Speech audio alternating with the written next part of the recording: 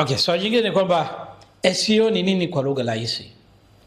Yes, watu wengi tunaona mtandaoni wanaandika SEO service, tunafanya expo, wengine wanaitwa SEO expert. Okay, SEO kwa Kiingereza ni search engine optimization. Kwa lugha rahisi ni kwamba unapoingia katika Google, unapo search labda unaenda unaandika hoteli zilizopo Dar es Salaam. Umeona? Yale matokeo ambayo yanatokea pale, yale hayatokei bahati mbaya.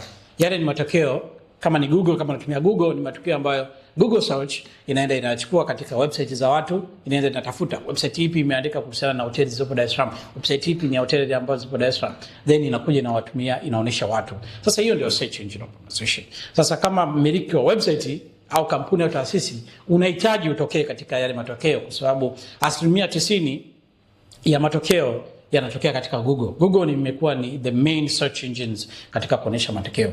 Lakini sio Google tu, kuna search engine kama vile Bing, kwa China kuna search engine kama vile Baidu ambazo zinaonesha matokeo. So search engine ni jinsi ya kuifanya website content zako sasa au blogs whatever ziweze kutokea katika zile search engines. Yes.